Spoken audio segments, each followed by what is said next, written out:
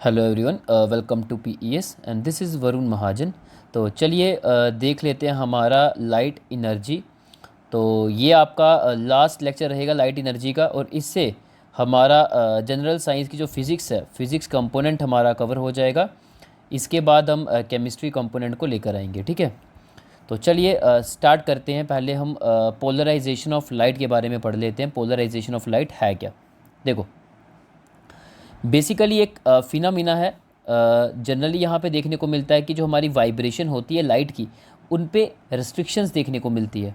और वो जो रिस्ट्रिक्शन कॉज की जाती है, वो रिस्ट्रिक्शन एक कुछ क्रिस्टल्स होते हैं, उन क्रिस्टल के द्वारा जो है वो रिस्ट्रिक्शन होती है उस वाइब्रेशन ऑफ लाइट के ऊपर। और हम ये बोलेंगे कि जो हमारी लाइट है वो पोलराइज हो जाती है। ठीक है, अगर आपको नहीं समझ आया कोई बात नहीं, अभी यहाँ पिक्चर से समझेंगे, आपको सारा समझ आ जाएगा जो मैंने अभी बोला। देखो, सपोज़ करो ये आपका एक सोर्स ऑफ लाइट है। ये सोर्स ऑफ लाइट से हमारी ये लाइट एमिट हुई। ठीक है, अब लाइट जब एमिट हुई ना, यहाँ पे लाइट आपको देखने को मिल रही है। जैसे कि आप यहाँ पे देख सकते हो, ये जो बनाया गया है, ये आ गया आपकी ट्रांसवर्स इन नेचर, और ये आ गया जी लॉन्गिट्यूडनल इन नेचर। यानी कि लाइट जो है यहाँ पे आपको ट्रांसवर्स वेव में भी देखने को मिलती है, लॉन्गिट्यूडनल वेव में भी हमें लाइट जो है वो देखने को मिलती है। तो अभी हम बोलेंगे लाइट हमारी क्या है, अभी अनपोलराइज्ड है। ठीक है, बट क्या होता है, इसी लाइट के ही पाथ में हम क्या करते हैं, एक पोलराइज़र इस टाइप का रख देते हैं। ठीक है, इस टाइप का पोलराइज़र जब हम रख देंगे तो ये पोलराइज़र क्या करेगा, जैसे कि आप देख सकते हो, ये पोलराइज़र क्या करेगा, ये पोलराइज़र है कि एक टोरमलाइन क्रिस्टल आप बोल सकते हो।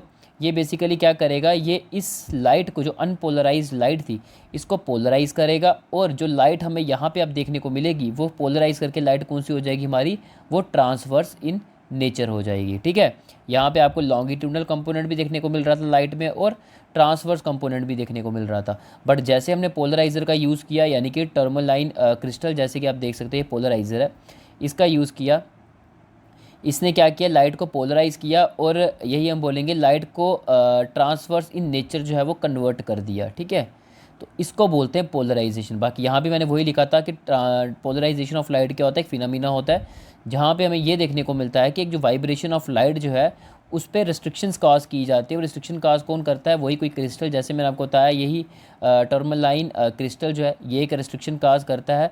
और वो क्या करेगा, जो अनपोलराइज लाइट है उसको पोलराइज में कन्वर्ट कर देता है। यानी कि जो लाइट में लॉन्गिट्यूडनल और ट्रांसवर्स करेक्टर देखने को मिल रहे थे, उस लाइट में अब पोलराइज करके उसमें सिर्फ ट्रांसवर्स करेक्टर ही देखने को मिलेंगे। ठीक है, ये होता है जी हमारी पोलराइजेशन का कंसेप्ट ये है। अब हम बात करते हैं साउंड वेव जो है, साउंड वेव पोलराइजेशन इसकी हो सकती है? हम बोलेंगे नहीं, साउंड वेव की पोलराइजेशन नहीं हो सकती है, साउंड वेव पोलराइज नहीं हो सकती। ठीक है, आगे चलते हैं, स्कैटरिंग ऑफ लाइट की बात करते हैं। स्कैटरिंग ऑफ लाइट क्या कंसेप्ट बोलता है, हम ये बोलेंगे, सपोज करो ये आपकी टॉर्च है, इस टॉर्च से बीम ऑफ लाइट हमें जो है वो देखने को मिलती है। और यह कोई आप वाटर का जार ले लो। ठीक है, कोई वाटर का कोई ऐसे आपने कंटेनर ले लिया, इसमें पानी वगैरह जो है वो फिल कर दिया। ठीक है, तो यहाँ पे वही बोला गया कि अब जब ये बीम ऑफ लाइट जो है ये जार से जब पास करेगी, तो सिर्फ पानी ही पानी है इस जार के अंदर। तो पानी, ये जो पानी है, यहाँ से लाइट जो है वो पास कर जाएगी, ट्रांसमिट कर जाएगी, और यहाँ से बाहर को निकलेगी। ठीक है, बट आगे फर्दर इसके पाथ में हम एक और कंटेनर रख देते हैं, और उस कंटेनर में हम कोलाइडल सोल्यूशन जो है वो डाल देते हैं। कोलाइडल सोल्यूशन अगर हम बात करें तो पर्टिकुलर हम बात करें मिक्सचर डाल देते हैं मिल्क और वाटर का। अब यहाँ पे मिक्सचर में डाला, ये क्या एक्ट करेगा, एज ए कोलाइड। ठीक है, अब ये जो लाइट है, ये जो हमारे पार्टिकल्स होंगे ना जो आपको दिख रहे हैं, ठीक है, मैं यहाँ लिखता नहीं हूँ, थोड़ा गंदा दिख रहा है, ये जो आपको पार्टिकल्स ब्लैक ब्लैक दिख रहे हैं ना, ये पार्टिकल्स है ना, यहाँ पे लाइट जब भी हमारी ये बीम ऑफ लाइट स्ट्राइक करेगी, ये बीम ऑफ लाइट जैसे स्ट्राइक करती है, यहाँ से वो स्कैटर कर जाती है इस टाइप से। ठीक है ना, ये इस टाइप से जो है वो स्कैटर कर सकती है। बाकी आप यहाँ पे देख सकते हो, ये मैंने बनाया हुआ है, तो लाइट ऐसे स्कैटर कर जाती है, और इसी को ही बोला जाता है स्कैटरिंग ऑफ लाइट। ठीक है, इसी को ही बोला जाता है स्कैटरिंग ऑफ लाइट। बाकी हम बात करते हैं एप्लीकेशंस क्या है जी स्कैटरिंग ऑफ लाइट की। आपको जनरली देखने को मिला होगा कि ट्रैफिक लाइट देख लो, ट्रैफिक लाइट में आपको रेड कलर का सिग्नल देखने को मिलता है, it is due to the phenomena of scattering of light. ठीक है, फिर हम बात करते हैं ब्लू कलर स्काई का देखने को मिलता है, it is also because of scattering. ठीक है। फिर हम बात करते हैं रेड कलर जो स्काई का देखने को मिलता है जब सनराइज़ होता है, सनराइज से आपको पहले थोड़ा एक रेड कलर देखने को मिलता है, सनसेट के दौरान आपको एक रेड कलर स्काई का देखने को मिलता है। It is all because of हम बोलेंगे स्कैटरिंग ऑफ लाइट, ठीक है। अब हम बात करते हैं टिंडल इफेक्ट देख लो, रमन इफेक्ट देख लो, ये भी हम बोलेंगे इसी का ही इफेक्ट है स्कैटरिंग ऑफ लाइट का। अब टिंडल इफेक्ट क्या होता है? टिंडल इफेक्ट यही है, आपका बीम ऑफ लाइट जो है वो इस टाइप से जा रही है, ये पार्टिकल्स पड़े हुए हैं, इन पार्टिकल से क्या होता है लाइट जो है वो स्कैटर कर जाती है, ठीक है। तो इसी को ही बोलते हैं टिंडल इफेक्ट बोलते हैं। तो टिंडल इफेक्ट हमें देखने को मिल रहा है because of the scattering of light. फिर हम बात करते हैं and we can also see the frequency of light, ठीक है, and also there is wavelength of light, ठीक है। तो वेवलेंथ क्या होगा लाइट का, वो तो आप देख सकते हो 4000 से 8000, ठीक है, ये हमारा वेवलेंथ रहने वाला है। और साथ ही साथ हम बात करें कि फ्रीक्वेंसी जो लाइट की रहने वाली है वो 10⁻15 हर्ट्ज़ रहने वाली है, ठीक है। ये हमारी फ्रीक्वेंसी होती है लाइट की, और वेवलेंथ लाइट की ये भी होती है, ठीक है। ये भी पता होना चाहिए, कुछ एग्ज़ाम में पूछ लिया जाता है, तो हम कुछ नहीं छोड़ेंगे, हम हर एक चीज़ को कवर करेंगे ताकि एग्ज़ाम में कहीं से भी क्वेश्चन आए और हम उसे अटैम्प्ट कर सकें, ठीक है। अच्छा, अब बात करते हैं हम टोटल इंटरनल रिफ्लेक्शन की, यानी कि TIR की।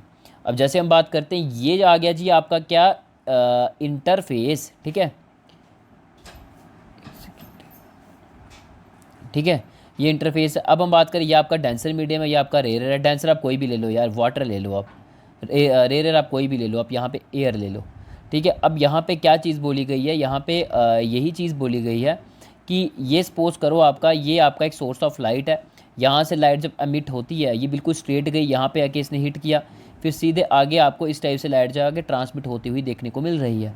बट हम क्या करते हैं, सोर्स ऑफ लाइट को थोड़ा सा हम बेंड करते हैं, लाइट को इस हिसाब से थोड़ा एंगल बनाते हैं, ठीक है। तो क्या होगा, जब एंगल बनाएंगे तो हमें लाइट में जो है वो रिफ्रैक्शन भी देखने को मिलेगा, लाइट में जो है वो रिफ्लेक्शन भी देखने को मिलेगा। बट हमें मेजर पार्ट जो है लाइट का उसमें रिफ्रैक्शन देखने को मिलता है, यानी कि लाइट हमारी 90% जो है वो रिफ्रैक्ट कर जाएगी, और सिर्फ 10% ही माइनर में हमें जो है वो रिफ्लेक्ट होती हुई देखने को मिलेगी। और इसको हम इग्नोर भी कर सकते हैं, क्योंकि माइनर कंपोनेंट को हम इग्नोर भी कर सकते हैं, बट मेजर जो कंपोनेंट हमें लाइट का देखने को मिल रहा है वो हमें रिफ्रैक्शन देखने को मिल रहा है, ठीक है। अब हम क्या करते हैं, लाइट को थोड़ा सा और उसका बेंड करते हैं। बेंड करने से क्या हुआ, अब हमने देखा कि जब ये जो एंगल होगा जो हमारा 90 डिग्री, ये जो हमारा रिफ्रैक्शन का बन रहा था, इस एंगल जो होगा जब ये थोड़ा हमने बेंड किया, जब हमने ये थोड़ा बेंड किया तो ऑब्वियस ही बात है ये भी थोड़ा बेंड होगा, है ना, रिफ्रैक्शन भी थोड़ा बेंड होगा। अब रिफ्रैक्टेड रे जो है ये भी हमें बेंड होती देखने को मिल रही है। जब ये थोड़ी बेंड होगी तो ऑब्वियस ही बात है ये भी इधर को खिसकेगा थोड़ा, वैसे ही हुआ, ये थोड़ा इधर को खिसका और ये हमें ऐसे देखने को मिलती है रिफ्लेक्शन ऑफ लाइट नीचे को।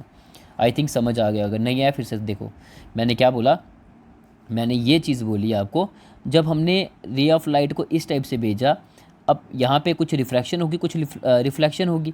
मेजर पार्ट हमें रिफ्रैक्शन का देखने को मिलता है और माइनर पार्ट हमें रिफ्लेक्शन का देखने को मिलता है। 10% रिफ्लेक्शन होगी, 90% रिफ्रैक्शन होगी, ये 100% है, ठीक है।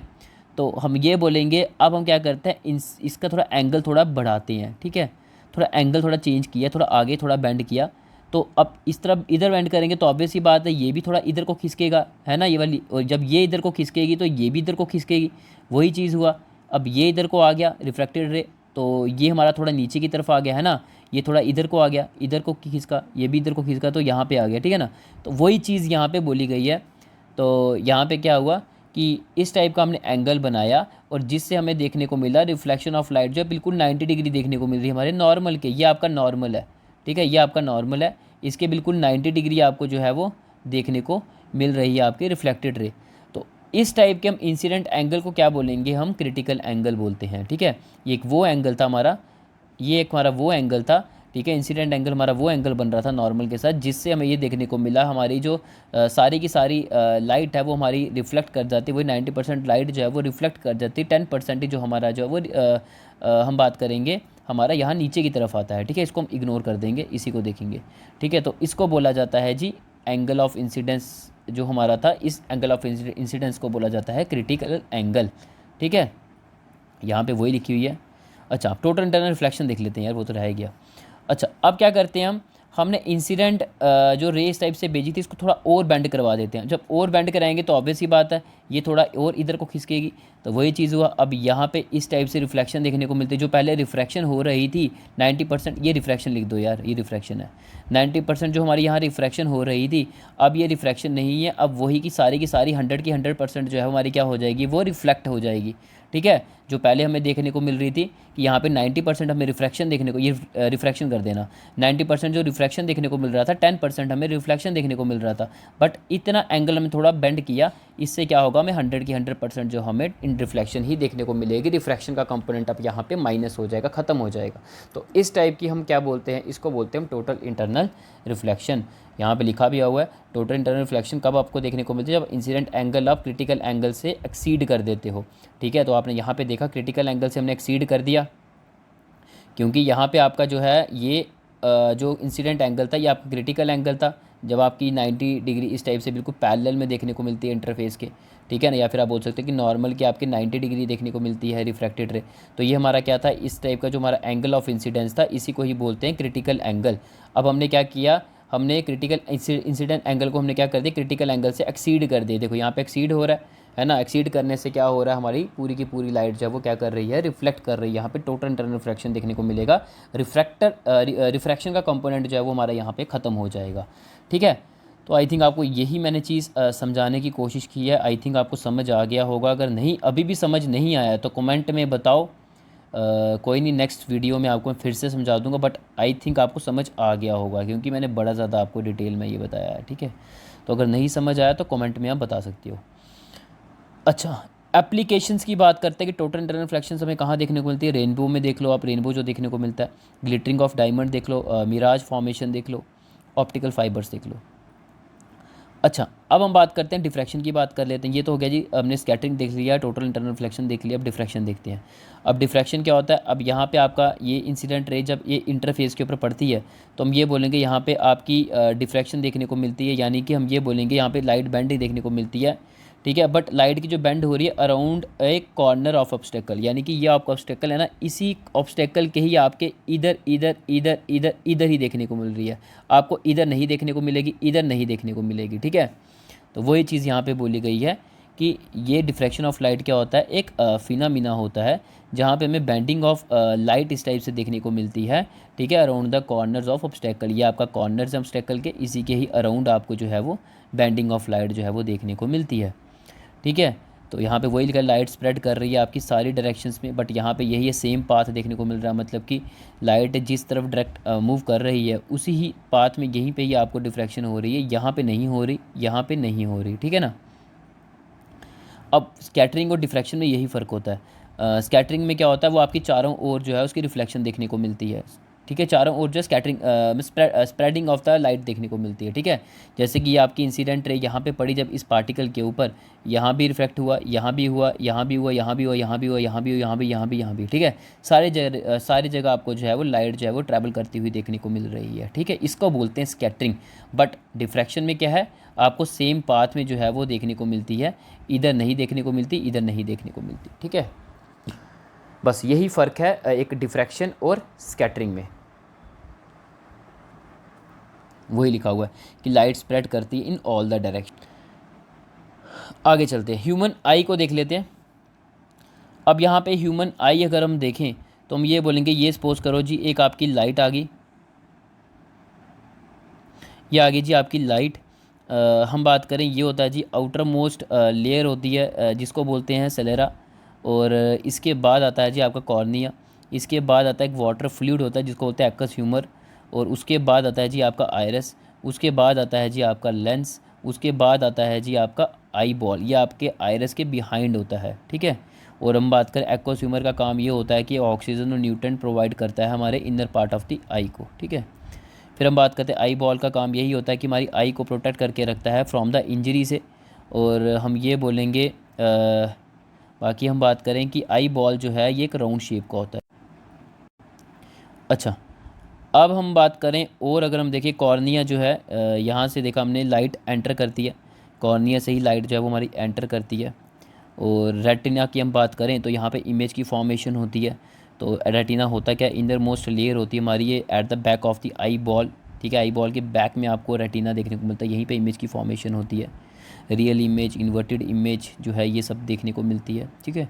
फिर हम बात करते हैं कि प्यूपिल की बात करें तो ये बेसिकली एक होल होता है हमारा सेंटर ऑफ द आइरिस में, और इमेज जो फॉर्म होती है हमारी वो रेटिना होती है, रेटिना में इमेज की फॉर्मेशन होती है। और हम बात करें कि आपका रॉड शेप सेल्स होते हैं, कि आपके कोन शेप सेल्स होते हैं रेटिना के, ठीक है। रॉड शेप सेल्स जो होते हैं हमारे रेटिना के वो आपकी लाइट इंटेंसिटी बताते हैं लाइट की, और जो कोन शेप सेल्स होते हैं रेटिना के वो बेसिकली कलर्स के बारे में बताते हैं कि कौन सा कलर, रेड है, ग्रीन है, येलो है, पिंक है, कौन सा कलर है। फिर हम बात करते हैं कि लाइट जो है वो आपकी एंटर करती है कॉर्निया के थ्रू, और आयरस जो है वो आपका डार्क डायफ्राम होता है। बेसिकली ये प्यूपिल जो है उसके साइज़ को जो है क्या करता है, कंट्रोल करता है, रेगुलेट करता है। और प्यूपिल की मैं बात करूँ, ये रेगुलेटर कंट्रोल करता है कि कितनी एंटर करेगी लाइट आई में, ठीक है, कितनी एंटर करेगी आई में लाइट, वो सब कुछ रेगुलेट कंट्रोल जो है प्यूपिल के द्वारा जो है वो किया जाता है, ठीक है। फिर हम बात करते हैं आई लेंस की बात करें तो ये होगा कि यहाँ पे इमेज की फॉर्मेशन होती है, और इमेज जो हमारी रियल इन्वर्टेड इमेज हमें फॉर्म होती हुई देखने को मिलती है रेटिना के ऊपर। फिर हम बात करते हैं जी पावर ऑफ अकोमोडेशन की बात करते हैं। अब पावर ऑफ अकोमोडेशन की हम बात करें तो बेसिकली यहाँ पे यही बोला गया है कि पावर ऑफ अकोमोडेशन बोल के एक एबिलिटी होती है हमारी आई की, कि वो क्या कर सकती है, फोकस कर सकती है डिस्टिंक्ट ऑब्जेक्ट और नियर बाय ऑब्जेक्ट्स जो हैं वो फोकस किए जाते हैं, ठीक है। तो वो एक बेसिकली एबिलिटी होती है आई की कि वो डिस्टिंक्ट ऑब्जेक्ट और नियर बाय ऑब्जेक्ट जो उनको फोकस करती है, ठीक है। तो हम ये बोलेंगे आई क्या करती है, इस हिसाब से अपने फोकल लेंथ को जो है वो चेंज करती है फोकल लेंथ जो भी लेंस का होगा उसको चेंज किया जाता है इस हिसाब से, ताकि डिस्टेंट ऑब्जेक्ट और नियर बाय ऑब्जेक्ट्स को जो है वो फोकस किया जा सके, उसे देखा जा सके। वो बेसिकली एक एबिलिटी होती है आई की, उसी को बोलते हैं पावर ऑफ अकोमोडेशन। और नॉर्मल ह्यूमन आई जो है वो 25 सेंटीमीटर तक जो है वो व्यू कर सकती है, देख सकती है अच्छे से। फिर हम बात करते हैं प्राइमरी कलर्स आपके कौन से हैं जी, रेड, ग्रीन, ब्लू। और ह्यूमन आई जो है वो हमारी सेंसिटिव नहीं होती येलो कलर के रिगार्डिंग।